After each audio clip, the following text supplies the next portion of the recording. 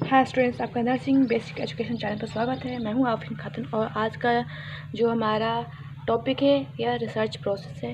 जो रिसर्च है वो बेसिक नर्सिंग थर्ड ईयर का सब्जेक्ट है। ठीक है, तो हमारा आज का topic steps of research process है। इसमें पढ़ेंगे कि क्या क्या स्टेप्स होते हैं रिसर्च ऑफ प्रोसेस के। तो पहला है फॉर्मुलेशन ऑफ रिसर्च प्रॉब्लम, ठीक है। दूसरा है रिव्यू ऑफ लिटरेचर। तीसरा है डेवलपमेंट ऑफ हाइपोथेसिस। चौथा है फॉर्मिंग रिसर्च डिज़ाइन। पांचवा है डाटा कलेक्शंस और 6 है जो डाटा एनालाइज। 7 है फाइंडिंग द कंक्लूजन और 8 है रिपोर्ट मेकिंग। तो इन सारे जो 8 स्टेप्स हैं उनको डिटेल में पढ़ेंगे। तो हमारा जो पहला है फॉर्मेशन ऑफ रिसर्च प्रॉब्लम। इसमें कोई भी एक ऐसा क्वेश्चन जिसका आंसर ढूंढा जाना है उसे रिसर्च प्रॉब्लम कहते हैं, या कोई भी ऐसा एजम्पशंस जिसे आपने एज्यूम किया है उसे आप इन्वेस्टिगेट कर रहे हैं तो उसे रिसर्च प्रॉब्लम कहते हैं। फॉर्मुलेशन ऑफ रिसर्च प्रॉब्लम बहुत ही एक टफ प्रोसेस है जिसके इसको करने के लिए हमें किसी जिस सब्जेक्ट में एक्सपर्ट होना चाहिए, ठीक है, और आपको रिसर्च मेथोडोलॉजी आना चाहिए। ठीक, रिसर्च प्रॉब्लम को सिलेक्ट करने के लिए जो भी रिसर्च कर रहे हैं उसमें आपको इसका एक्सपर्टीज़ लेवल, उस सब्जेक्ट एरिया में नॉलेज कितना है और आप उस टॉपिक को कितना एग्जामिन कर सकते हैं, आप उस चीज़ को कितना समझ सकते हैं, कितना फोकस कर सकते हैं। तो ये सारे जो है रिसर्च प्रॉब्लम को सिलेक्ट करने के लिए क्राइटेरिया होता है, ठीक है। और जब भी रिसर्च प्रॉब्लम को फॉर्मुलेट कर रहे हैं तो आपके पास कोई ना कोई ऑब्जेक्टिव होना चाहिए। मतलब आपको कुछ ना कुछ एज्यूम करना होगा, हाइपोथेसिस करना पड़ेगा, तो ही रिसर्च प्रॉब्लम को फॉर्मुलेट कर सकते हैं, ठीक है। इसमें आप रिसर्च प्रॉब्लम में आप टॉपिक सेलेक्ट कर सकते हैं, इंडिविजुअल, ग्रुप्स, कम्युनिटीज़, ठीक है। और जो रिसर्च प्रॉब्लम है उसको सेलेक्ट कर रहे हैं तो आपका इंटरेस्ट, ठीक है, रेलिवेंस क्या है और मैग्नीट्यूड, मतलब कि जो रिसर्च कंडक्ट करना है एक रिसर्चर को तो उसका जो भी टॉपिक ले रहे हैं ज़्यादा बड़ा नहीं होना चाहिए ताकि ज़्यादा टाइम कंज्यूमिंग हो और ज़्यादा ही कर पाए, ठीक है। तो उसका मैग्नीट्यूड भी देखना ज़रूरी है। तो ये हुआ हमारा फॉर्मुलेशन ऑफ रिसर्च प्रॉब्लम। इतना समझ में आया। जो हमारा सेकेंड स्टेप्स है वह है रिव्यू ऑफ लिटरेचर, ठीक है। लिटरेचर होता है इन्फॉर्मेशंस। जो रिव्यू ऑफ लिटरेचर है वो सेकेंड स्टेज है रिसर्च प्रोसेस का, ठीक है। जो भी अवेलेबल रिसोर्सेज होते हैं उसे सिस्टमेटिकली आइडेंटिफाई करना या रिव्यू करना, ठीक है। जो भी रिसर्च प्रॉब्लम है उससे रिलेटेड है उसे रिव्यू करना, ठीक है। तो ये रिव्यू ऑफ लिटरेचर कहलाता है। जो रिव्यू ऑफ लिटरेचर है इसका जो सोर्स होता है वो पब्लिश्ड या अनपब्लिश्ड आर्टिकल्स होते हैं, एकेडमिक जर्नल्स होते हैं, ठीक है। यहाँ से आप लिटरेचर को रिव्यू कर सकते हैं या इन्फॉर्मेशंस को कलेक्ट कर सकते हैं। नेक्स्ट है जो तीसरा स्टेज है वो है डेवलपमेंट ऑफ हाइपोथेसिस। मतलब कि जो तीसरा स्टेज जो स्टेप है रिसर्च प्रोसेस को करने के लिए आपको हाइपोथेसिस करना पड़ेगा, ठीक है, मीन्स एजम्पशन करना पड़ेगा, ठीक। जो भी इसमें हाइपोथेसिस करेंगे, ठीक है, इसके 3 एस्पेक्ट्स होते हैं। एक होता है एजम्पशंस, दूसरा होता है कंडीशंस और तीसरा होता है प्रेडिक्शंस। एजम्पशन में पॉसिबल क्या है उसको एक्सप्लेन करते हैं, कंडीशन में कैसे, इसका मतलब होता है कैसे, और प्रेडिक्शंस में क्या करते हैं, व्हाट, मीन्स कि क्या हमें प्रेडिक्ट करना है। तो इसका एग्जांपल ले लेते हैं, ठीक है। पहला है एजम्पशन।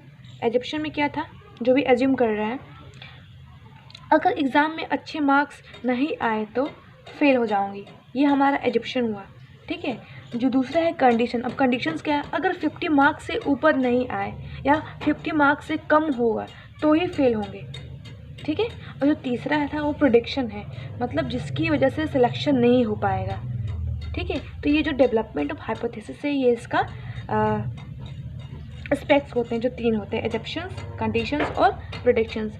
अब जो हाइपोथेसिस होता है वो 2 टाइप्स के होते हैं, नल हाइपोथेसिस और अल्टरनेटिव हाइपोथेसिस। जो नल हाइपोथेसिस होता है उसे H0 से डिनोट करते हैं और जो अल्टरनेटिव हाइपोथेसिस होता है उसे H1 से डिनोट करते हैं, ठीक है।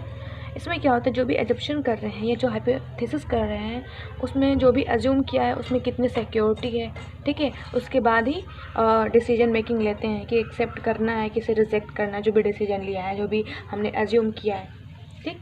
इतना समझ में आया, तीसरा पॉइंट। नेक्स्ट है चौथा, forming research design. Research design बनाना, ठीक है।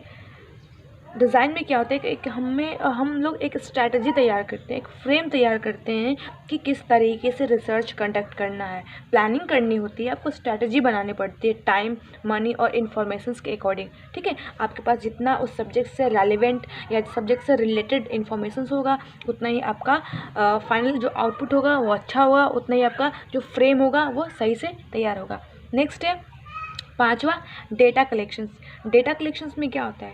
डेटा कलेक्शंस में आपको जब भी रिसर्चर जो है रिसर्च कंडक्ट कर रहा है तो उसको आप डेटा कलेक्ट करना पड़ता है, ठीक है। डेटा जो भी कलेक्ट करना है वो किसी न किसी सोर्स से करेगा, ठीक है। पहले जान लेते हैं कि डेटा कलेक्शंस क्या होते हैं। तो डाटा जो कलेक्ट करेगा वो एक ऐसा प्रोसेस है जो सब्जेक्ट फील्ड से या रिसर्च प्रॉब्लम से रेलिवेंट डाटा को कलेक्ट करना होता है, ठीक है। जो डाटा कलेक्ट करेगा वो प्राइमरी डाटा कलेक्शंस होता है और एक सेकेंडरी डाटा कलेक्शंस होता है। जब रिसर्चर रिसर्च कंडक्ट कर रहा है तो जब पहली बार उसको वो इन्फॉर्मेशंस को डिस्कवर करेगा, ठीक है, या डिलीवर करेगा, तो उसका प्राइमरी डेटा कलेक्शंस होता है। और जो दूसरा होता है सेकेंडरी डाटा कलेक्शंस, मतलब इसमें डेटा तो कलेक्ट कर रहा है पर सेकेंडरी है, मतलब कहीं ना कहीं ये जो इन्फॉर्मेशंस है, जो डेटा कलेक्ट कर रहा है, कहीं ना कहीं बुक में, जो लिटरेचर बुक हुआ, मैगजीन से प्राप्त करता है, ठीक है। मतलब और नेट से भी प्राप्त करता है। जैसे कि आप कभी भी नेट से सर्च कर रहे हो कुछ भी, तो वो किसी न किसी ने उसे नेट पर डाला है, तो आप डायरेक्ट आप क्या कर रहे हैं, इन्फॉर्मेशन नहीं कर रहे हैं, कहीं डिस्कवर नहीं कर रहे हैं, बल्कि आप दूसरे का क्या कर रहे हैं, दूसरे के थ्रू आप डेटा को कलेक्ट कर रहे हैं, तो उसे सेकेंडरी डेटा कलेक्शंस होता है। जो सेकेंडरी डेटा कलेक्शंस होता है, आप इसको इंटरव्यू के द्वारा या ऑब्जर्वेशंस के द्वारा या किसी से फ़ोन पे बात करके टेलीफोनिक कन्वर्सेशन के थ्रू या कोई भी रिकॉर्डेड डाटा है उसके थ्रू आप सेकेंडरी डेटा कलेक्ट कर सकते हैं, ठीक है। जो हमारा नेक्स्ट पॉइंट है वो है 6, डेटा एनालिसिस, ठीक है। इसमें क्या होता है एनालिसिस, मतलब जो भी हमने डाटा कलेक्ट किया है, जो स्टेप 5 था, उसमें अब उसी डेटा को हम लोग को क्या करना है, एनालाइज करना है, ठीक है। एनालाइज कैसे करेंगे कि जो भी अज्यूम किया है हमने, ठीक है, हम लोगों ने पहले जो ऊपर जो स्टेप्स थे उसमें हम लोग का एक था हाइपोथेसिस, ठीक है, जो मतलब जो भी हमने अज्यूम किया था, ठीक, और अभी जो हमने इंटरप्रेट किया है, जो अभी हमारा फाइनल कंक्लूजन है, तो वो आपका सिमिलर होना चाहिए, ठीक है। तो जब भी डाटा को एनालाइज करते हैं तो उसके लिए बहुत सारे स्टैटिस्टिकल्स टूल्स यूज़ करते हैं, जैसे कि mean, mode, medium, theories, presentations, compilations, tabulations, summarisations, ठीक है। तभी आपका क्या होगा, फाइनल जो कंक्लूजन होगा वो अच्छा होगा। नेक्स्ट है फाइंडिंग द कंक्लूजन। आपको यहाँ पे आप कंक्लूजन को फाइंड आउट करना है, ठीक है। तो जो भी आपने हाइपोथेसिस किया था, पहले जो स्टेप्स था, ठीक है, वो अप्रूव है कि डिसअप्रूव है, आपको कंक्लूजन यहाँ पे करना है। नेक्स्ट होता है रिपोर्ट मेकिंग।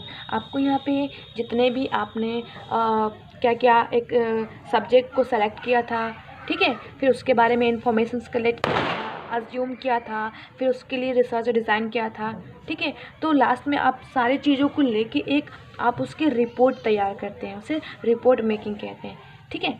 तो जो भी आपका रिसर्च टॉपिक रहा है, जैसे कि आप जो भी रहा हो, तो उसके बारे में आप एक इंट्रोडक्शन से लिखेंगे, एक्नॉलेजमेंट लिखना पड़ेगा आपको रिपोर्ट मेकिंग में, कंक्लूज़न क्या है, बिब्लियोग्राफी मीन्स आपने जो भी डेटा कलेक्ट किया है उसका सोर्स क्या है, आपने कहाँ से कलेक्ट किया है, तो इन सारे चीज़ों का आपको उस रिपोर्ट में आपको उस रिपोर्ट में मेंशन करना होता है, ठीक है, रिपोर्ट तैयार करना होता है। तो ये हमारा जो हुआ स्टेप्स ऑफ रिसर्च प्रोसेस। अगर आपको वीडियो अच्छी लगी हो तो चैनल को सब्सक्राइब करें, वीडियो को लाइक करें और शेयर करते रहें। Thank you.